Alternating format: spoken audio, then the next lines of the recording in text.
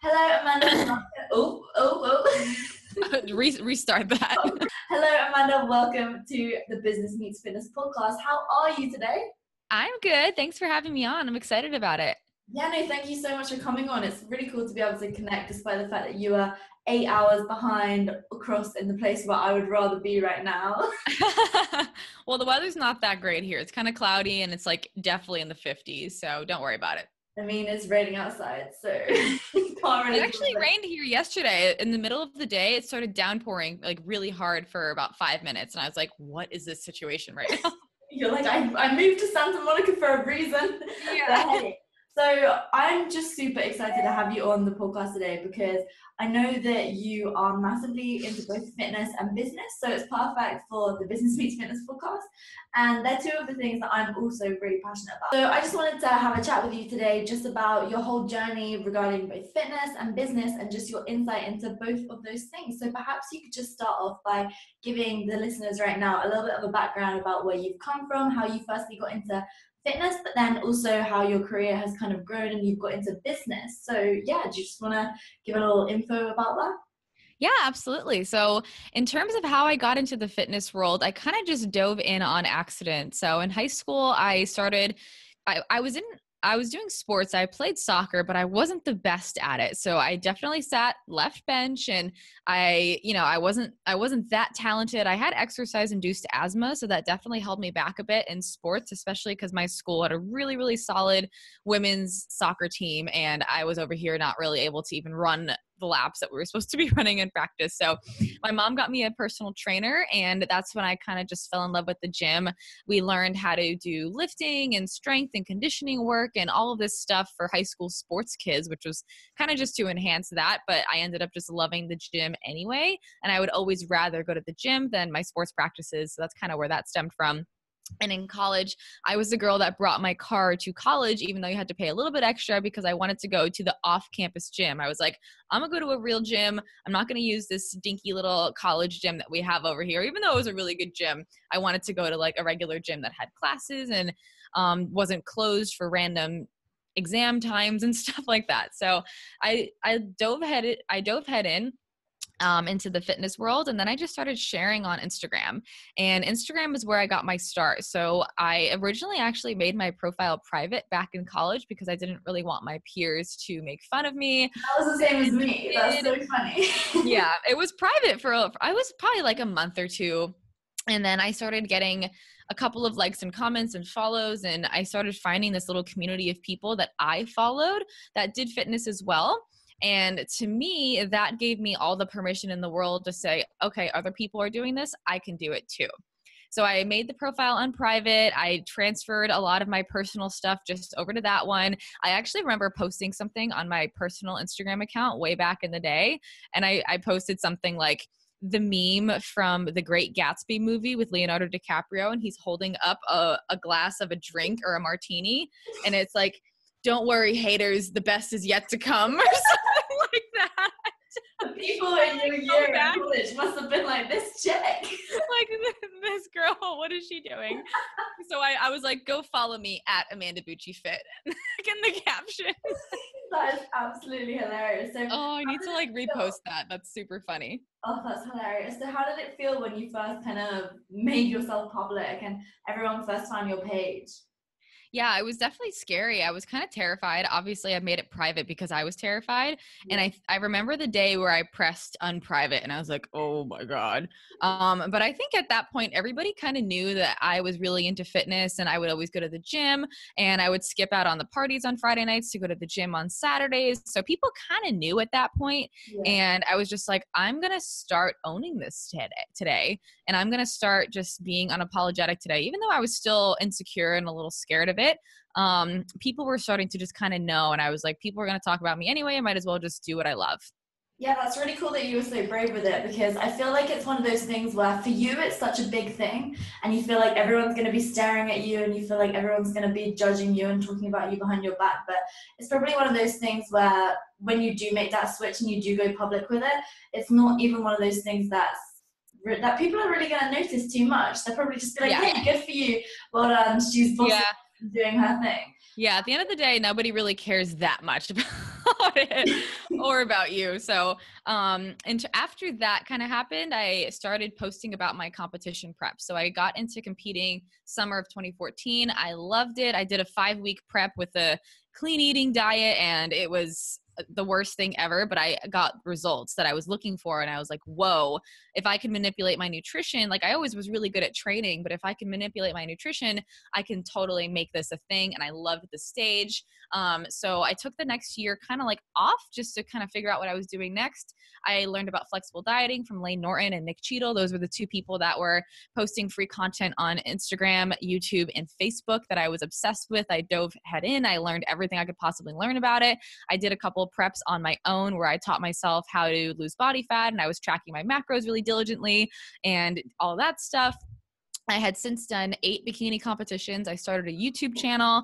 And when I first started the YouTube channel, I wasn't super serious about it, but I didn't even know that YouTubers were a thing. I had one friend on YouTube, and I was like, oh, she does sit down talk videos. Like I could do that, because I feel like Instagram captions are not the most efficient place to disperse information and to discuss and explain certain things about fitness. And that's what people followed me for.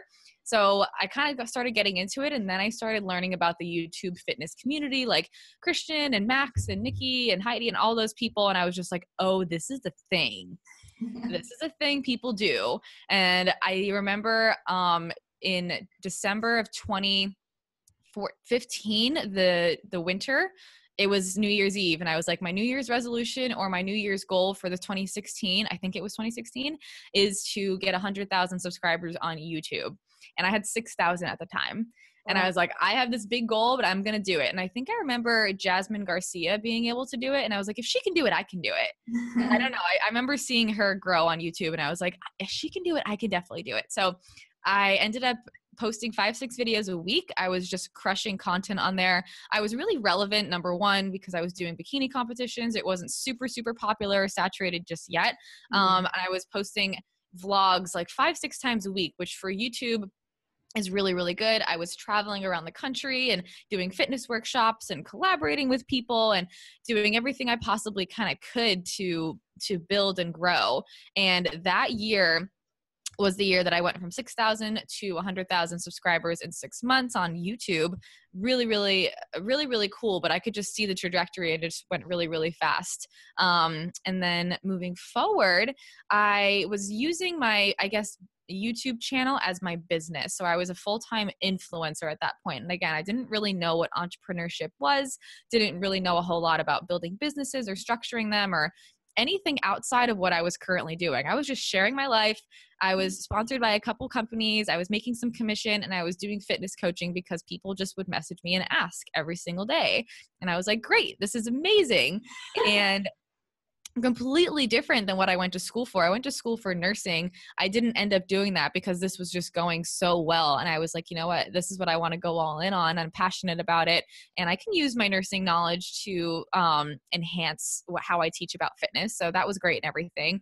But at the end of 2016, I kind of realized like, hey, I'm kind of only promoting companies. I feel like my personal brand is kind of diluted. Like I don't get to talk about everything that I want to talk about because I have requirements for posting for these other brands. And I felt like it was just not me. I felt like I didn't get to shine through as much. Although I was posting a lot and people enjoyed me for me, it was almost just like the brands were overtaking my personal brand. And I was like, where am I? Like, what am I doing? Like, this is something that I talk about a lot because I think it can become very easy for quote unquote influencers to find themselves constantly promoting other companies and not being able to necessarily stand for their own things, because it's a lot easier to kind of promote another company's products and earn money through that than to create your own products and go about it. So this was actually something that I wanted to ask you about, but you kind of answered it already, because I just wanted to say, I wanted to ask you, when did you realize that you wanted to do more than just kind of being an affiliate for other companies and actually build your own businesses? So it was at the end of 2016, you say? Yeah, it was December of 2016, and I finished competing in bikini competitions that September or August. It was my last one. And I was like, I'm done. I've done 8 of these. It's been 3 years. Like I am done here. And after that, I went on and had fun, and I went to Vegas for the Olympia, and I went on all these trips, and I gained 20 pounds. Actually, that might have even been the year before. It's kind of messy in my head, but either way, I remember kind of just realizing, is this going to be long-term sustainable for me? Because I'm not going to compete anymore. It's definitely less interesting. I've made 400 videos on YouTube at this point about the same exact thing. And to me, if I'm not evolving, I'm evaporating. I feel like I'm not moving forward if I'm doing the same thing over and over again. And I knew that competing wasn't going to serve me personally anymore. And although it was really interesting to watch and it was really fun to talk about, it wasn't my main focus of life anymore. And I wanted something more. So when you're vlogging, you're talking about your life at the moment. You're not talking about, I mean, you can make informational videos a ton and you can just make a ton of those and that's great. But if you're also vlogging, you have to discuss what's going on today. So for me, I was just a little lost at the end of that time period in my life. That chapter, I was just like, what's next? Like is this sustainable? And a lot of people are asking me like, what are you going to do when you're not making YouTube videos anymore? And is this a long-term thing? Because influencer marketing and YouTubing is all pretty new, I would say, in the last 10 years of existence, basically. Even And less, I'd say, even less. Yeah.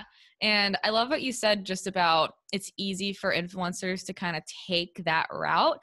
And for those who aren't influencers yet and want to be, you're like, it's easy for you to say because you already are one.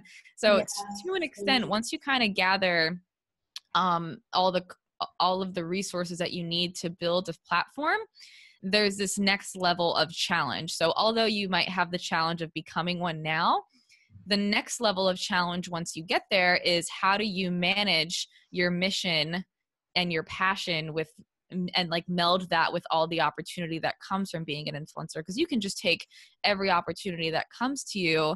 And the next challenge is how do you manage that and not just say yes to the quick buck, but say yes to the long-term mission. And when you don't really know what you're doing, you're like, well, I don't know what else I'm doing, so I should probably just do this and like save up now, you know, like if you don't know how to build a business or if you don't know what's next, and if you feel like you want to ride this out until it kind of dies and until you figure it out, basically, it's easy to say yes to the brand that's going to pay you a salary and commission every single time you post about them. And then your page just becomes that brand and it screams just that brand and these companies. And I mean, maybe you're doing a couple of them. And I'm sure you've been through that too, Lauren.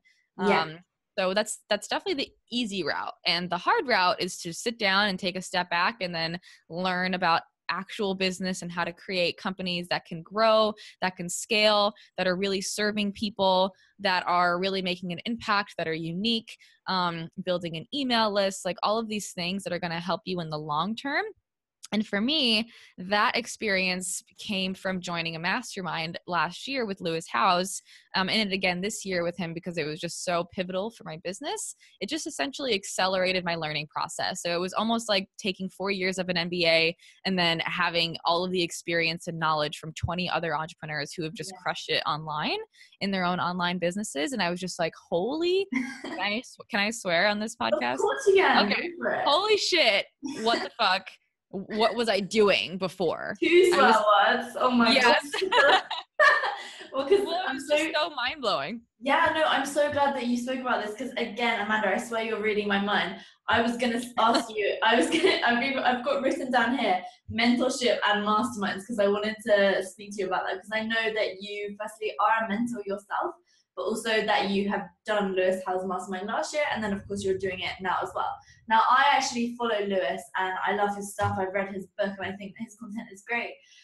So I'd love if you would be able to speak about how much mentorship has helped you and being in the mastermind has helped you and what you feel like it's done for your business, because I know what you were saying about earlier, I feel like sometimes when you're self-employed, there's so much you can do, and it's literally your input is going to be what you get out, really. So that you can feel very lost about which path to take. And I know for sure I struggle with this because there's so many different things I want to do. And for me to kind of channel my energy in one direction and actually stick with it, I find that super hard. So yeah, I'd love to hear more about this and how you feel like it's developed you as not only a person, but also as a business. Yeah, that's a really good question. And I want to talk about a couple of different things. So as much as I love Lewis, the mastermind isn't about Lewis. Yeah. And Lewis, it's almost like he is the guide that brings all these amazing people together. So so Lewis teaches us as well. Like he talks with us on the phone and he'll mentor us through certain things, but the power is in your network. And when you're self-employed, it's all about yourself, right? So other people can crush it on their own, and you can see all of the potential that you have, and you want to challenge yourself and you want to do it all by yourself. And to an extent, you can reach a really successful point just doing everything alone without specific help or specific mentors. But you don't know what you don't know. And for me, I was like, I don't know what I don't know. And it's not like I didn't know anything. I made a 6-figure income on my own. And I had some mentors along the way, but not really anyone specifically teaching me about how to grow my business. Like I organically grew my YouTube channel and my Instagram kind of on my own, and then collaborating with people and seeing what other people are doing. But there weren't like strategy tactics where I was learning specifically from someone that I paid to help me or anything like that. I was just absorbing what other people were doing. And I was like, great, let me do this. Let me try this. And let me just be myself, whatever. And it kind of happened really well on accident. And when you're self-employed, it's a huge block for you to feel like you just have to be alone. And you're probably like an independent man or woman, and you have all of this passion and ambition to just crush it on your own. And you want to challenge yourself, and you don't want to ask for help. But I'm telling you right now, if you just ask for help and you take those chains off and you take your ego down a little bit lower and you say, maybe I should invest in a really strong network or a really strong mentor to help accelerate my process, that's going to accelerate your impact. And that's going to easily like double or triple your income and impact right away by learning from someone else who's been in your position and who has done the same thing that you want to do. So I was talking to a friend of mine yesterday, Chris Harder, on my podcast. And one of the main things that he said helped him in his business, and I totally agree, is enhancing your network, the people around you that you're able to just text and say, hey, can you help me with this really quick? Like I have a friend who I met at, it wasn't a mastermind, but I met the person that I went to this gathering with through just someone in my network from the mastermind. And this girl, I texted her today. I was like, hey, one of my students is struggling with their Instagram. This, and this is going on. What do you think? And she's like, oh, I think this because I've seen this situation in my program. So just having those people where you can mastermind with, I would say it's not necessarily just one mentor and you learn stuff and you take notes like you're in a class. It's like, here's what's going on. How have you experienced this and how have you seen it happen for you? Because it's not necessarily like you're sitting in a class and learning things. Yes, you have to learn stuff. You can take courses. You can purchase lower price things that are just someone's course, and you can learn from them because they probably put a lot of work into that, and that's awesome. But when you are doing things on your own as an entrepreneur, everything is so different, and your experience and your business is going to be different from somebody else's as many times over as it's going to look similar. There's still going to be little things you're going to be like, well, I'm doing this and this isn't really working this way. And everything's so custom. So if you can get someone's insight or a group of people's insight to help you directly with your business, and then you add value back to them, that's going to be probably one of the best possible things that you can invest in yourself.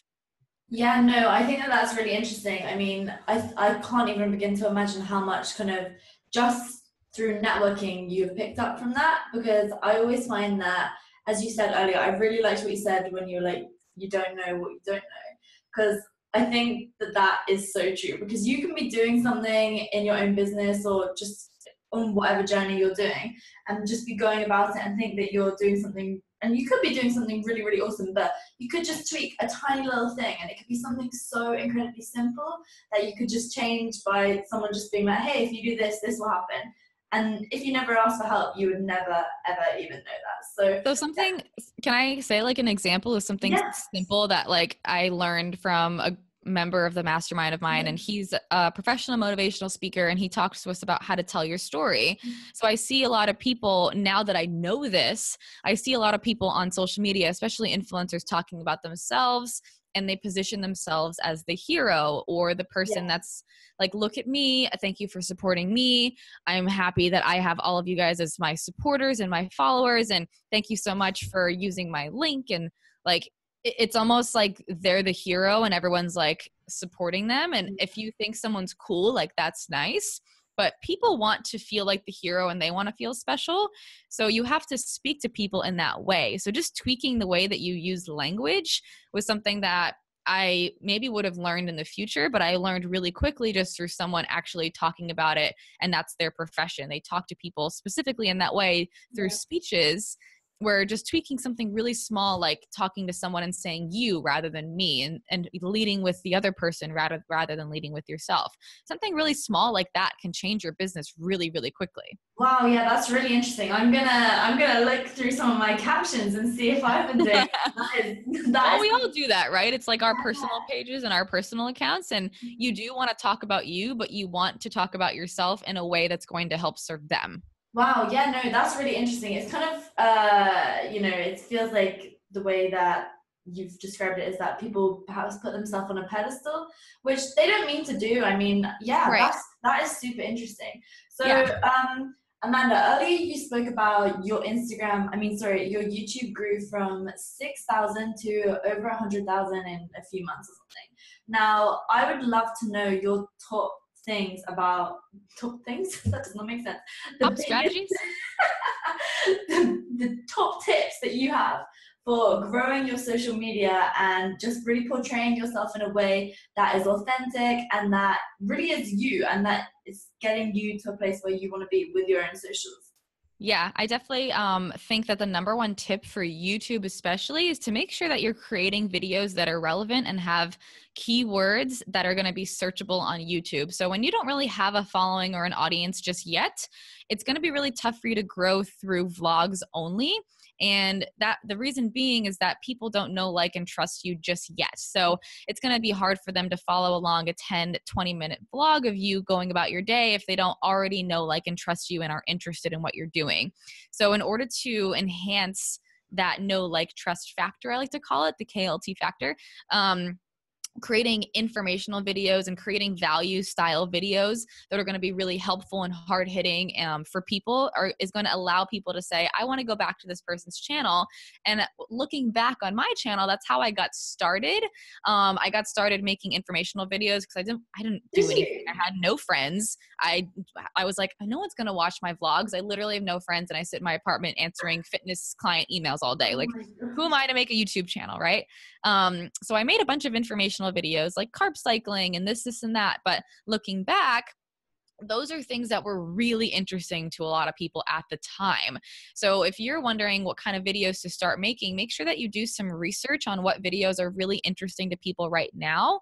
So if you just want to go through a couple of topics for maybe you're a fitness person, maybe the topics that are interesting right now are intermittent fasting, maybe keto, maybe still carb cycling, like anything kind of that makes sense that's currently relevant, maybe something that's relevant to right now. So if it's today we're recording on Valentine's Day, if you're not posting a Valentine's Day post, you're missing out on all of the people that are going to be interested in the relevancy of the holiday. So things like that will definitely help you grow, and making sure that you're using some searchable keywords on YouTube, especially because YouTube is one of the second search engine next to Google or something like that, I think. Yeah. It's Well, Google. it's owned by Google, isn't it? So Yeah, it's the same thing. So people are searching for things and you want to rank in the search for those things. So when people look up things, your videos will pop up. So making sure that not only does your title have a keyword, or a couple of keywords, but you're also using those same keywords in your description box and in your tags. And then don't forget about your thumbnail. Like the thumbnail, the title, the description box, and tags are almost more important than what's actually in the video at the end of the day. I That's only going to be clocked onto that thumbnail thing recently. what? I never knew that how important the thumbnail was until we went to Conor Murphy's event in summer. Yeah. And ever since then, my YouTube has grown exponentially. And I had no Really? idea. Yeah, I had no That's so idea funny. how important it was. It's quite funny looking back because it's something so small, but it makes such a big difference. Mm-hmm. And just regarding what you were just saying about kind of things which are really popular at the moment, for example, like you said, keto and some other things. There's actually this website that I found, which I think the listeners could be quite interested in. I'll put it in the description box for the podcast, but it's called buzzsumo.com. And you can basically go in. Yeah, have you used it before? I've heard of it, but I haven't. Yeah, so you could go in and then just literally, I'll go in on it now and just type in fitness. Actually, I'll just leave it to the listeners to go and do that themselves. But yeah, buzzsumo.com, type in fitness or something, and it will come up with the most popular posts that have just been going on this week or today, for example, that are related to that keyword. And I just think it's a really helpful tool for people to use if they get a bit lost with content, that they should be, yeah, that if they don't know what to post. So Yeah, yeah, that's that's awesome. something that's super helpful. But anyway, Yeah. I'll let you get back to what you were saying. Oh Interrupt. yeah, that's okay. So that was definitely tip number one.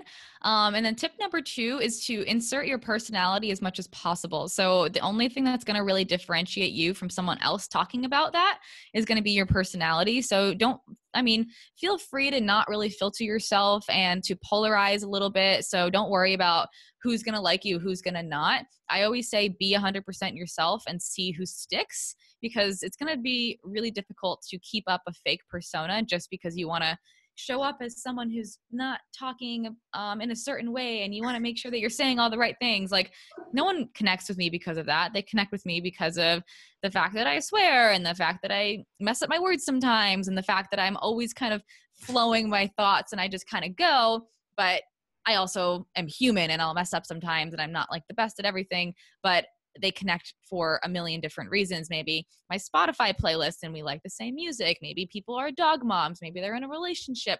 Maybe they like the same foods that I do. Maybe they have the same body type as me. Maybe they read the same books that I do. So sharing all of those little personal quirks about yourself, and then just being really authentic and real about it, and listening to your inner voice and your inner wisdom saying, I am perfectly perfect within who I am right now.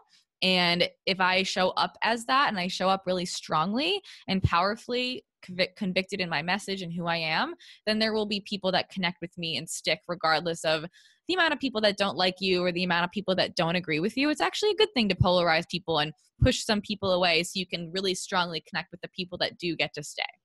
Yeah, no, I really think that that's extremely true, because the type of content that you post will attract the type of people that are interested in the same thing, and then through the people that follow you, they can connect with each other. And I think that it's just a great way to create like a lovely little community. And then I just wanted to ask, well, actually, now that we've come onto this topic, I know that you used to post primarily only fitness-based content, which I have done in the past as well.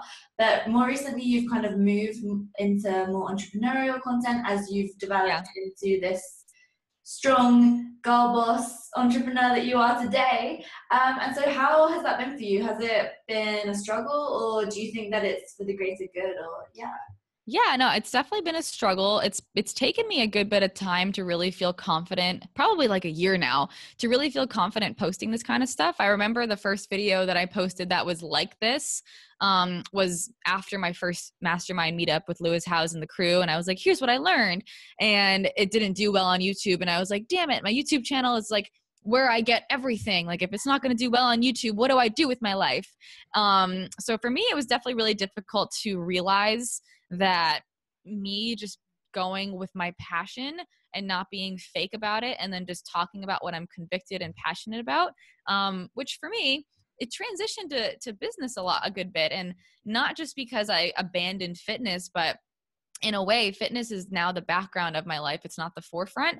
And before, it was a 10 out of 10 priority. And if someone signed up with me as a fitness coaching client, I would ask them, are you ready 10 out of 10? Because I don't want to work with you if you're just like kind of passionate, but you don't really care and you're not going to do anything. That's me right now. Like, I'm probably like a 5 out of 10 with my fitness in terms of how much of a priority it is to me. It's a priority to me to keep my mental state clear, to feel good in my body, but I feel pretty good in my body as long as I keep up with what I'm doing, basically. And I'm like kind of just coasting and doing whatever I'm doing currently. Like, it's still a habit for me. And I still love going to lift, and I still love doing cardio, and I still love eating healthy, but I'm not hyper focused on it like I used to be. So I used to track all my macros. I used to track my cardio. I used to talk about everything because I was learning and growing and showing everybody everything about my fitness. And now it's just a piece of the puzzle. It's a very small piece of the puzzle. And I have lots of other priorities that I want to focus on and that I want to help encourage other people to focus on too. I want people to focus on their mind. I want people to focus on their personal development. I want people to focus on, you know, their businesses, because I think business is like a fast track to helping people solve their problems and impacting the world. As negative as a connotation that the word may have, a lot of people might just think, oh, well, you know, she's interested in business, I'm not, let me not care. It's really just teaching you how to help other people solve their problems. And I thoroughly believe that everyone should have some sort of side hustle. Even if you have a 9 to 5 that you're passionate about, it could go away tomorrow. No one's safe anymore. The world is changing really rapidly. I know a friend of mine who is a gym manager, and although that seems like a job that might never go away, he was replaced by technology. And McDonald's cashiers are being replaced by technology. And now you just kind of plug and play, and then you order on this machine. So all of these things are changing really rapidly. And you never know if your quote unquote job is going to be safe or not. So it's actually really responsible for you to build some sort of small side business or side hustle or whatever, just so you have some extra streams of income so you don't have all your eggs in one basket and you're kind of screwed at the end of the day. So going back to whether or not it was difficult, it was super difficult. When I started just talking about how much I was making and how to teach other people how to make it and stuff like that, I was called a scam artist. I was called money hungry. I was called just that. That's the only thing that I care about now. And I only want to teach people how to make money and blah, blah, blah. Like that's kind of it. And I get how that could have come off. I totally understand that. A lot of people feel really uncomfortable talking about money, and it's a private thing for a lot of people. And that's like very traditionalist mindset, which is totally okay. But for me, I'm just like, let's all talk about it, because it's a struggle for literally every single person in the whole fucking world. Why would we not talk about it? It's like, if you are struggling with fitness and you don't discuss it with a coach, or you don't discuss it with a family member or a friend, you're not really gonna fix it. It's not gonna go, the problem's not gonna go away if you don't talk about it. So I just encourage people to talk about all of their problems, regardless of what they are. And it's not private. Like, we're all here to win, obviously. Like, we're all here to support each other and encourage each other to make more. And it's not a bad thing to make more or to desire wealth.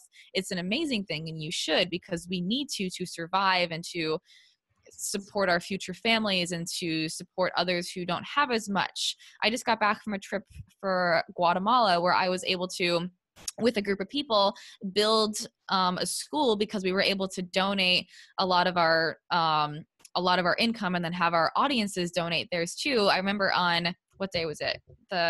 After Thanksgiving Day, Black Friday.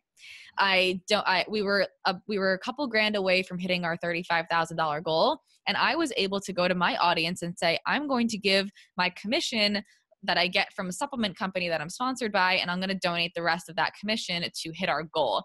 And I donated $8,000. Like, that's a lot of money that I could have easily kept for myself. But because I've been able to build some wealth, revenue, and income, I can disperse that to people that really need it. Yeah, that's absolutely incredible. And that's such a good point. I think a lot of times, and I know that we've spoken about this, us two together before, a lot of people get kind of funny about speaking about money.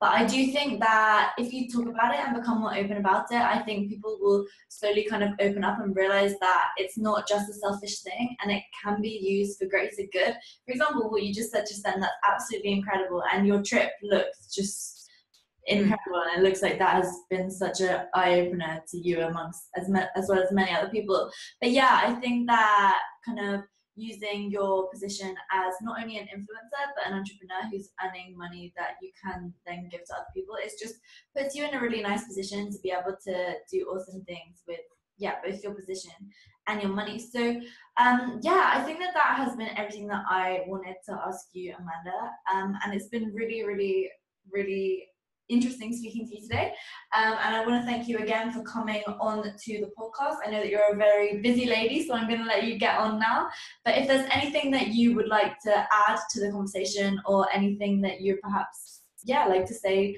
to the audience, like maybe the 2 or 3 most important things when it comes to growing their business, their personal brand, whatever, what would they be?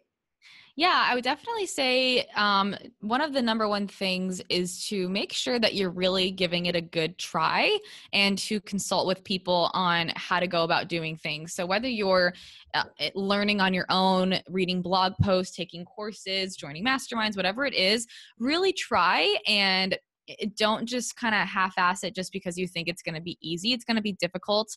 It'll really suck a lot of times. It's going to be you're going to have to face all of your insecurities head on whenever you're putting yourself out there, especially online. So just open those challenges with open arms. Allow those challenges to come to you and just say, this is going to be some really great information for me to learn from. Whether it's going to be someone criticizing you, or you may invest in something and you lose some money or something along those lines. Just take it as information. Just take it as, here's what not to do next. Anything along those lines. You're gonna fail and you're gonna make mistakes. Just allow them to come to you. Don't forget to put your values ahead of your desire for wealth. So don't necessarily do anything just because you can make a quick buck, or if it's going to be anything that's going to hurt someone else and negatively impact them just so you can profit off of it. Just really think about that, because in the long haul, you want people to trust you. And the more things that you do to break the trust of your audience, the harder time that you're going to have in the future getting them to purchase anything from you and getting them to listen to you, getting them to be in your tribe and be in your community. And I just want to remind everyone that you can do it regardless of who you are. You don't have to look a certain way. You don't have to act a certain way. You just have to really try to master your craft, get really good at what you want to do, help serve people along the way, give free value as much as humanly possible, and you're going to crush it. And you totally can. And I've seen it happen to so many people who didn't think that they could, but you can. Yeah, no, that is amazing. And I can sure as hell guarantee you that I'm sure in the past that you have felt, well, I know I have definitely felt that I've never been able to do it. Mhm. And look, I feel, a year ago from now, I never would have thought I would have achieved what I have today.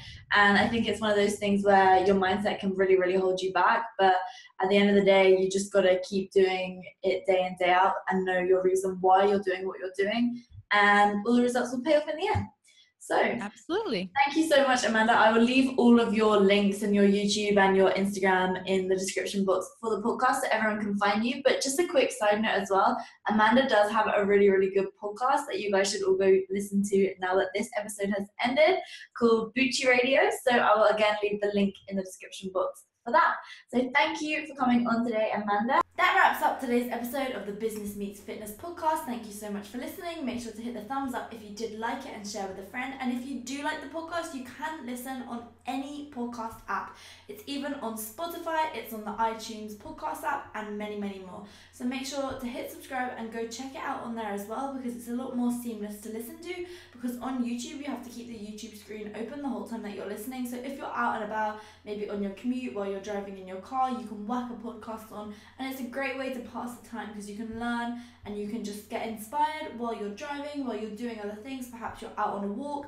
So yeah, I hope you've liked it, guys. And if you do decide to listen on iTunes or Stitcher or on Spotify, let me know, because I'd love to know where you enjoy listening to it most. So have a lovely day, guys, and keep listening and stay tuned, because there's lots of cool stuff coming soon.